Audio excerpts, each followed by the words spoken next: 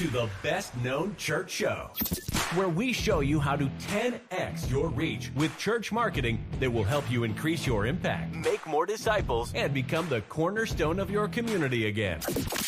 This is for the leaders with an outrageous vision, because anything less would be an inaccurate reflection of our Creator. The ones who have unreasonable faith, because you know God works unreasonable miracles. And the ones who are relentless in the pursuit of your calling, because anything less would not make a good and faithful servant.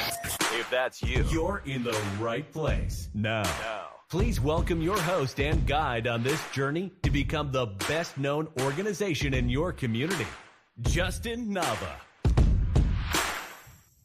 Welcome to the Best Known Church Show. I'm your host, Justin Nava, and founder of Nava Church Marketing. And I believe more people should be coming to your church if you are a God-honoring, gospel-centered church. But so often those churches are under-resourced, understaffed, and just frankly, the leaders don't have enough time, talent, or even wherewithal to put together a website that accurately reflects the church. Meaning, when you walk into your building, you have a unique culture, you have a unique atmosphere, you have a unique body of believers. You preach unique sermons, you have unique worship sets.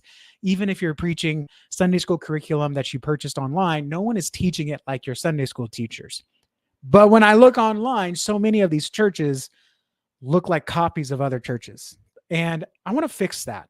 And so today I want to talk about how you can make your church website stand out from other churches, the purpose of which is to accurately reflect your church, your values, your faith community. So when people find your church website, they see you. They don't see who you're trying to be. They don't see a copy of another church. They don't see vagality, is that a word? Where they assume things about you because you weren't clear about who you are, all for the purpose of saying, this is who we are. This is what you can expect. And when you come here and God meets you here, this is what you can expect as far as like life is concerned, how transformational this place can be. And in an ideal world, when someone's looking for a local church and they find your church website, they should stop their search. If your church is perfectly equipped or designed to reach that kind of person, their search should stop and they should pick you. And if you don't, if you have a generic website, if you just say, welcome home like everyone else, if you just say, we're the First Baptist of so-and-so, here's our mission statement, here's our service times, there's not much there that speaks to who I am. There's not much there that I can see would be different if I engaged with you. Therefore, what's the point? I will move on to the other church, because people don't choose churches based on the best service time or the best mission statement. They choose churches based on who understands me the most, who is showcasing that God is moving in this church, whether they put it that way or not. They're looking for a movement of God in their life. If they don't see that on your church website, they will continue to search. And today I want to help the small churches especially. What I'm about to share with you today is going to help you, whether you're a church of 30 all the way up to probably 200, 250. Okay. Those are more smaller, medium churches, I think. But if you're a sub 100, this is definitely for you. If you're 100 to 200, this is absolutely for you. And if you're over 200, there's still a lot of good things that you can take away from today's show. So if you are excited about the topic, leave a like, subscribe to the YouTube podcast, wherever you are watching, leave a comment if you have any questions, whether you're watching live or whether you're tuning in after the fact. And before we go too deep into this, I do want to let you know, speaking of websites, after the show, go to NavaChurchWebsite.com. We have a homepage first impression framework for you to follow. It is the ultimate first impression you can make online with your homepage. Your website is kind of like your front door. I think it's more like the foyer, but it is your first impression. Okay. When they see you in Google, they're going to click your website, and your website is the first impression. It's your welcome. It's your digital greeter. And you want to have the best first impression. So NavaChurchWebsite.com, you can get my framework. There's also a training that follows that framework, so you can see how to use it and how to make your church website reflect who you are and turn your online visitors into in-person guests. I won't be too fast today because kids are home. It's summer. Daycare, there's an odd 2-week period where there's no daycare. So the baby's home, daughter's watching the baby. you know that can be a blessing. You also know it can take you away from what you're doing. So I'm not going to go too long with this as well, because I'm also recording a training later today that I'm very excited to share with you later on social media. Follow me at the Justin Nava if you aren't already, because I will be sharing it on my social media first this week, so you get to see that. All right. So what small church websites must include in order to stand out? Again, I'm going to reiterate, when people go looking for churches, they look on Google first. Okay. They don't always think of the church that's right near them. I always explain the passenger vision, right? You know how you have highway vision and you focus on the highway and you can almost like highway hypnosis, right? You don't really think about anything until you're at your destination. You're like, man, where'd all the time go? There's also highway vision where like you're just focusing on the road. You don't see anything else. And so if you're like me and you're the driver of the family, when you ride shotgun or passenger, you notice all these things you've driven past all the time. And you're like, oh, I didn't know that restaurant is almost done. I wonder what they're building there. And then your spouse or whoever's driving is like, yeah, they've been building that for months. You never noticed? Well, no, because I'm driving. I'm not looking at every little thing. And the same is true for people in your area. As people are driving past your church, they're not seeing your sign. They're not seeing your church. They're not seeing your $40,000 digital billboard. They're focusing on the road, unless there's traffic in front of them, or unless they're at a stoplight. If you're blessed to be at an intersection, they're not going to see you. They don't know you exist, or they've seen you enough times they've become blind to you. It's kind of like, the pile of the catch-all pile that you probably have in your bedroom. And it's like, well, I don't know where to put this right now, so I'm just going to put it there. And you just never notice that pile until someone else walks in the room. Or maybe if you're like me, your spouse starts cleaning the bedroom and she's like, what is all this stuff? And you're like, I totally forgot that was there. This has been there for 9 months. And it's just a pile of, I don't know, random assortment of stuff that should go in the closet, but I don't know where to put it. Same thing. I think we all have that shelf in the fridge, right? You become blind to the things that you see over and over and over and over again. And the same is true for churches. When someone is in your area, they've just become blind to you. So all that to say, when someone is searching for a church, they're probably, even though they're kind of aware of you, they're probably going to start their search on Google. All right. It's just what happens when people want something. 91%, I think is the stat last time I saw it, 91 or 93. It was something high. 9 out of 10 people are going to start their search on Google. All right. Even though I know there's a good Mexican restaurant down the road. If I don't want that one, I'm going to search, taco trucks near me, or who's open near me, or whatever. Right? People are going to start their search on Google. And if someone is feeling the pull of God on their lives and they're like, I want to go to church, whether they're in a valley, whether they're starting a new season of life, whether they've just moved, their search is going to start on Google. Very rarely even is someone going to get a mailer and they're like, yeah, that's a good idea. I should go to church. Very rarely will they go to that church right off the mailer. They will go to your website first. And if they go to your website and they don't like what they see, well, they've already made the decision to go to church. It just wasn't your church. So now they're going to continue searching for churches in the area. Okay. I hope that tracks. I hope that makes sense for you. Leave a question if you have any specific in the comments. And by the way, if you're listening on Spotify, you can leave a comment now on Spotify, which is pretty cool. So all that to say, whether you initiated it, whether God initiated it, or another church initiated it, people are searching for churches. Okay. In the town I used to live in, 70,000 people strong of a population, about 1,000 searches a month for church near me, according to the Google keyword search. Now that could be, there's some padding there. It could be 500, could be 1,000, but that's 1,000 people searching, up to 1,000. Let's just say minimum 500 people searching for churches in that town. Okay. So you want to show up there. That's a different conversation. But once they come to your website, they should be inspired to take a next step with you. And I think that's where a lot of big problems that churches have is they're very informational. See, people don't make decisions based on information. They make decisions based on inspiration. It's not a matter of, well, I'm going to go to this church, but I just don't know what time it is. I don't know the address. No, they're like, I'm going to go to church. What's going to make me choose this church? Why this church? Something got them to your website. You have to validate that now. So there is some persuasion involved that you need to weave throughout your website, but there's also validation that you have to make sure that you're like validating their decision to at least that they clicked on your website, that you're worth checking out.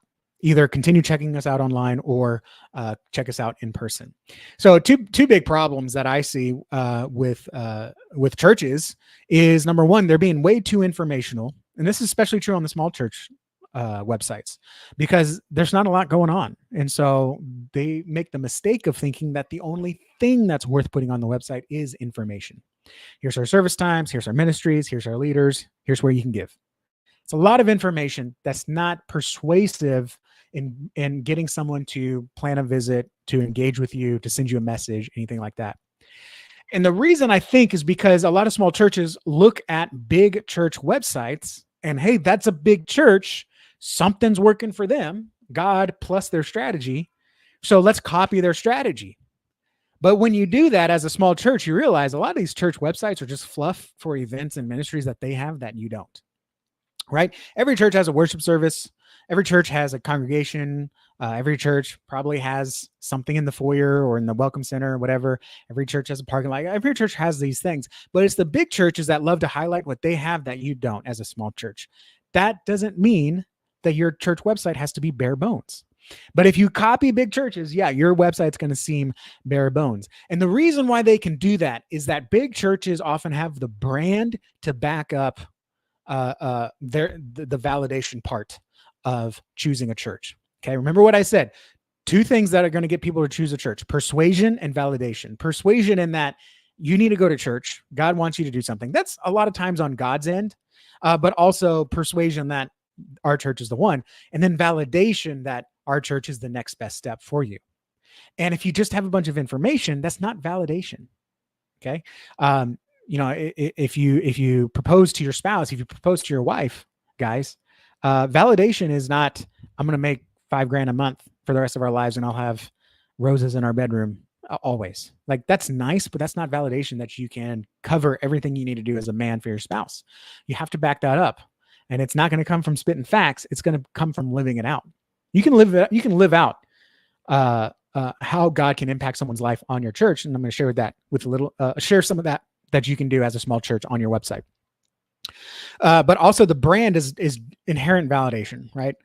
Whether you like the company or not, Nike, Adidas, Reebok, those companies have inherent brand validation. So if I need to go shoe shopping and I find a good deal on Nikes, well, I'm going to buy those Nikes. I mean, I wouldn't, but many people would buy those Nikes because they've been around forever. The athletes wear them. So I don't have to be convinced to buy Nikes. I just have to be at the right place at the right time. Okay. So, the big churches don't have to spend as much time validating why their church is, why God is moving in their church, where someone can fit in with their church, and what the next step should be.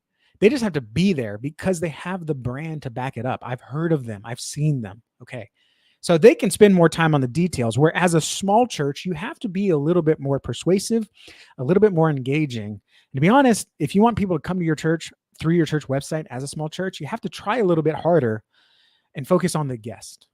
Okay. So that's what I want to start with here is honing in how you communicate with your church website. It's going to be less about the church.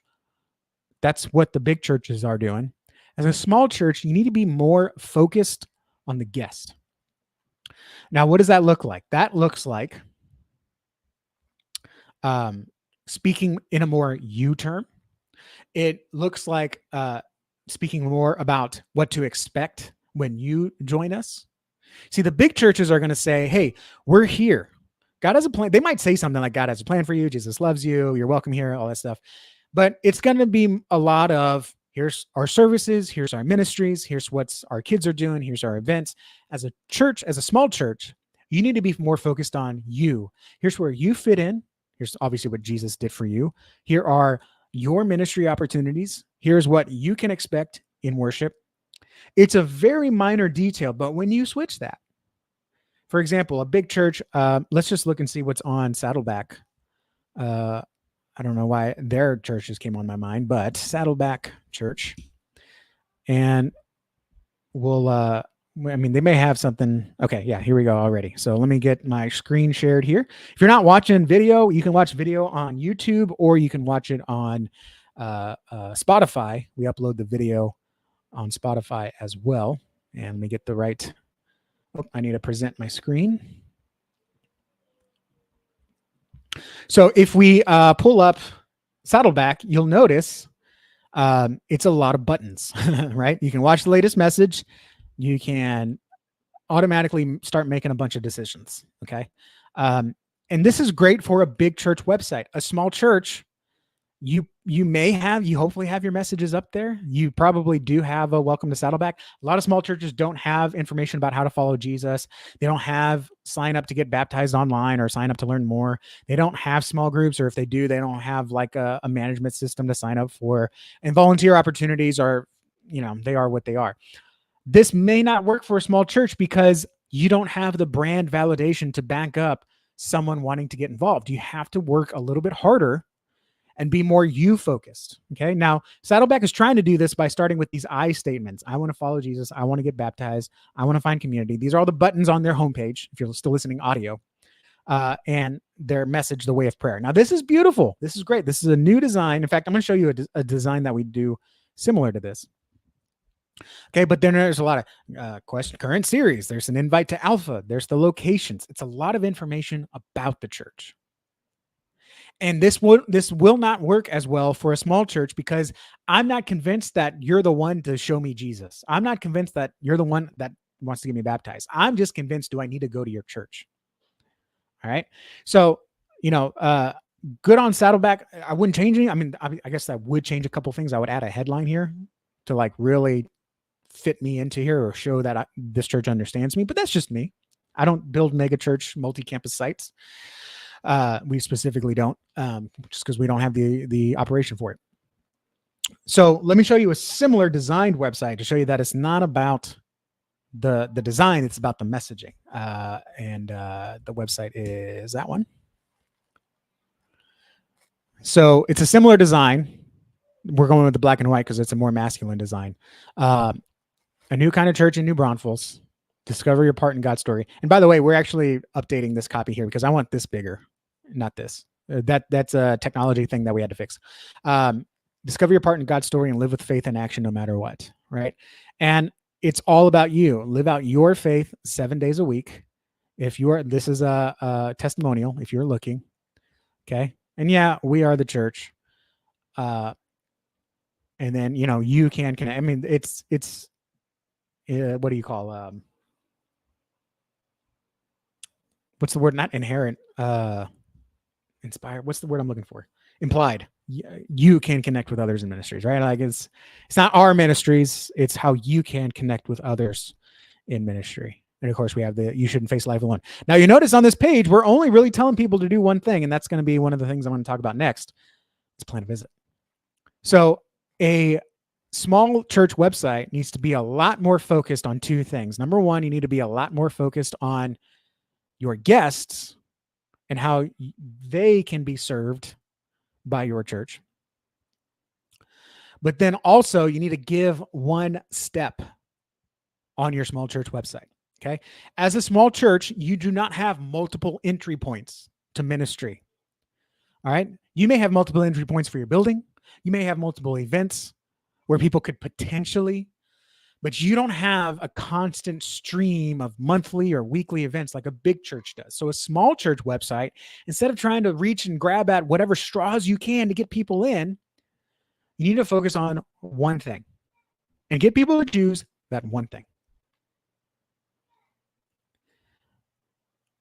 When you do that, it becomes much easier for a small church with limited resources and probably limited hospitality. Not saying you don't have any, but you don't have greeters at every door and backups in case your greeter has to leave to walk someone to the nursery, right? You've got a couple entrances and a couple of greeters, maybe an usher if you're lucky.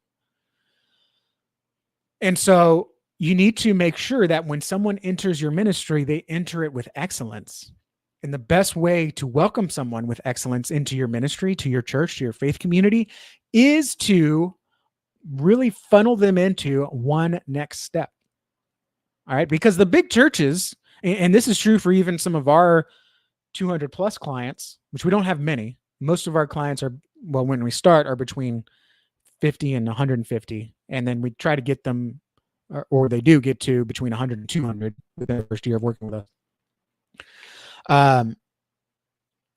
The big churches, they've gotten good. They have systems and processes so that no matter where someone enters, they're all funneled into the same welcome sequence. Not welcome sequence like an email sequence, but like welcome sequence like, all right, on their first contact, we're going to make sure that we give them a call, give them a text, give them a letter, give them an invite, put them into this chain of custody. So like this deacon's in charge of this family. They're going to reach out this often, and we have accountability software that makes sure everyone's doing their job. That's a dream. I know some people like me that are not a personality. They're like, oh, that sounds exhausting. How's that ministry? It's not bad to have a framework for ministry. Okay. I had to learn that. It took me way too long to learn that. They have the processes to welcome people at multiple entries and welcome them with excellence. A small church, let's just be real, it's very difficult. So it's much more easier and it's much more effective to give people one next step and welcome into that one next step with excellence. And when you do that, you make sure that everyone gets the same experience and you can really focus and hone in on that one experience. So rather than welcoming 20 people 5 different ways, okay, and some of them are going to fall through the cracks, some of them are going to like that one thing and they're not going to, whatever, right? Even if you shrunk that down, you lost 5 people because you took some entry point. Let's say you lost half of them because you don't have multiple entries and they're really looking for those auxiliary ministry things, whatever. Let's say you only get 10 people coming because they plan to visit on your website. Well, guess what? You can welcome those 10 people with excellence. And you don't have to worry about where did they hear about you? Well, I mean, you don't have to worry about how are they going to interact with us first. You have to worry about how are we going to welcome and love the people that walk in the front doors Sunday mornings at 9:00, Sunday mornings at 10:00, whatever your service time is. And you can focus on that and hyper-focus on that. And then from there, you can guide them to the next step, which might be life groups or your membership class or baptism, whatever it is that you do as a church. Much easier, much more effective to just focus on that one thing rather than trying to be everything to everyone all at once. Jesus is for everyone. Your church is not. If that was true, even small churches would have at least 3, 4, or 5 different language services to reach everyone in their community. Because not everyone in your community speaks one language. All right. So focus on the guest. Focus on what you do best to serve someone. Focus on the one next step that they should take on your website. Drive them to that. And then focus on the transformation. Well, how is life going to be different after someone engages with your church? Meaning, how is life going to be different after they worship with you online? How is someone going to be different when they come to your life group? How is someone going to be different? How is life going to be different? Better, more fulfilled, less lonely, less stressed, more hopeful, more inspired. How is life going to be different? How am I going to be transformed and escape the sin that I have right now, whether I recognize it as sin or not, when I interact with your church? And this is where churches, small churches, can really do well because you know what someone can expect to a T in your small church. Because a big church, all they can say is when they walk in the door, they're going to be greeted by a greeter. They're going to be shuffled to the welcome center. They're going to be taken to the kids drop off. The parents aren't going to even see the classroom. Don't get me started on that. They're going to see the welcome desk and their kids are going to go behind a velvet curtain and not to be seen for 2.5 hours. Then the parents are going to go to sit in the special section. Like for some people, that's a dream. That's not a dream for me. Here's my dream. I know when someone comes into the parking lot, Miss June is going to be outside to help them carry their things inside, where they're going to meet Bill and shake his hand. And he's going to ask, hey, welcome. Is this your first time? That's fantastic. How old are your kids? Let me take him. Bill's going to take him to the classroom. Bill's going to personally introduce the person to the teacher. The teacher's going to get the phone number to text the parent in case anything happens. And then Bill's going to escort them to get some coffee and donuts. Along the way, he's going to find out where they work, where they play, where they shop, something about them. And our church is small enough that Bill knows enough people that he can make a personal introduction to someone else that's similar. another parent, another blue collar worker, another nerd. And they can hit it off. And instead of sitting all the new people together where no one knows each other, the nerd, Justin, is going to invite this new person to sit with him. Because we're small enough, we got the space, right? And we are now welcoming people with hospitality more as a family. I wouldn't just welcome someone in my home and tell them, there's the nursery, there's the bathroom. I'll be on the couch if you need me. No, I'm going to walk them through the house. Hey, can I get you something to drink? You want to sit down, play a game? You want to sit down and watch the game? You want to join me in the backyard and while I'm grilling, right? That's more of what a small church has to offer. And personally, I'll take that every time. That's why most of our clients are small churches, because I just naturally have a heart for small churches. And that's why we don't do multi-campus churches, because that's not where my heart is. We don't have the staffing for it. But that's not where my heart is either. So as a small church, you have the advantage of knowing exactly what someone's Sunday morning is going to be like. And what transformations can someone expect? You pastor, you church communicator, you receptionist that's doing the website or whatever, you know the stories of your church. You don't have to hear it secondhand from another leader. You probably prayed the prayer. You probably teach the Sunday school. You probably took that 10:30 at night call on a Friday night. And you know what God has done in your church. And if not, then you can go out and find those secondhand accounts. But it's very easy for small churches to get those stories, get them written down, get them texted to you, get them emailed to you. It's very easy for you to call a church with a roll of 300. You can call them all in a couple months and figure out who's got really good life-changing stories that are worth taking some extra time and recording to put on the website to share. Do a sermon series on that. That's what we did at First Baptist Edinburgh. We did a sermon series where everyone shared their stories, and then those stories became archived on our website so people could see what God was doing in our church, whether they were here for a couple months, a couple years, a couple decades. That's a long term. But you know, as a small church, the transformation that God is doing in your church. And you can specifically point to that and say, when you join us, God will meet you. He's rescued Terry. He's rescued John. He's rescued Terry's marriage. He's rescued John from addiction. He's spoken to young Timmy. And even though he's not in a great neighborhood, he's a positive influence for his kids. You can point to these stories and say, if God can work with these people, he can work with you. And you don't need many. Great churches get multiple, great small churches get multiple new guests just from one testimonial on the website.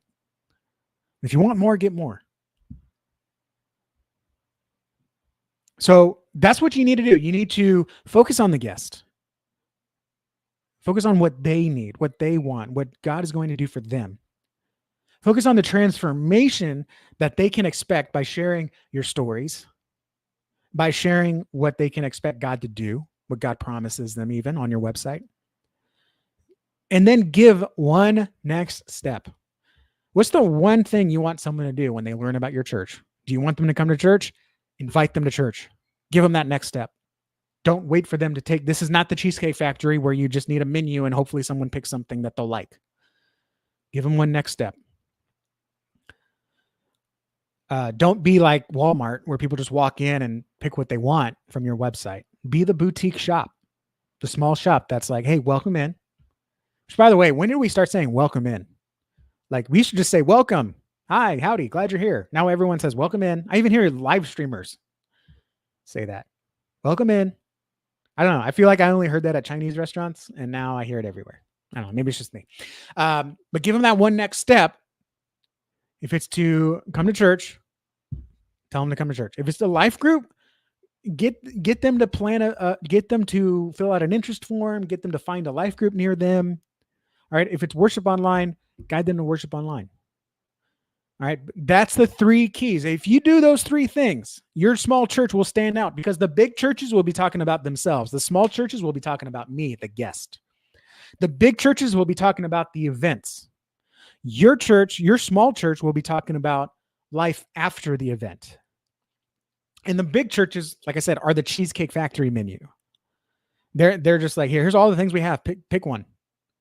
Whereas your church will say, let me guide you to what's going to help you the most. And listen, I understand you want your small church to reach everyone, but if there are people who are looking for big ministries with lots of opportunities, let's be honest, they're going to be disappointed coming to your church. You may not be equipped to serve them like a big church can. So don't waste their time and your time and put another obstacle in front of where God might be wanting them to go by trying to usurp that other church that has those resources. All right. Every Christian, every believer, regardless of spiritual gifts, equippings, resources, capitals, time, whatever, is called to help God build the kingdom. Some more than others. We can't all be Billy Graham. Okay. But that doesn't mean that you need to try to hoard everything. If there are some people that your church cannot serve, don't try to serve them. You're just setting them up for failure. So how do you make sure that the people you're best equipped to serve feel that? How do you make sure that the people that want that small church environment, want that family environment, want that gospel preaching, people that want the truth, that don't want it watered down, people that want that friendly feeling, people that want that family feeling, how do you make sure that you make that first impression so when they see your website, that's what they see? The answer you're going to find at NavaChurchWebsite.com. It's our homepage framework for church websites that creates a first impression that reflects you, how people can fit into your church, and what God can do for them. It's 37 things you got to have on your homepage, right? It's a lot. You don't have to do them all, but eventually you should have them all. It's the same framework that we use. The website that I showed you earlier, same thing. We use that on all our projects. And I found out another agencies using it too to build their websites. And I'm like, cool, man. That's awesome. Go and be good. I hope I'm not missing. Okay, good.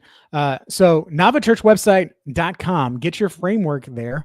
And hey, you know what? If you just want to listen to the podcast, you want to watch it, that's fine. Like, subscribe, comment to let me know. I'm curious. Are you a pastor, church leader, executive, volunteer, receptionist? I want to know how I can best serve you. This week, I'm filming a new training. So make sure you follow me on social. I'm telling you way too many things here. At the Justin Nava. That's the first place I'm going to tell people about that training this week. So God bless you all. I appreciate you all for watching. Like and subscribe if you like the video, of course. Don't like and subscribe if you didn't.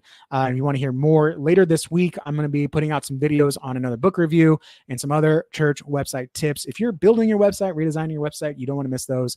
Like and subscribe so you don't miss any of those. God bless you all, and I will see you all in the next video. God bless. That's going to do it for today's episode of the Best Known Church Show with Justin Nava. Be sure to subscribe to stay updated on the latest news, strategies, and resources that you need to reach 10x more people and become the best known in your community. To send us a message or leave a voicemail for Justin to be played on a future show, visit thebestknownchurchshow.com. And if you'd like to work with us so you can focus on your ministry, give us a call at 832-861-7654. Until next time, stay outrageous, unreasonable, and relentless.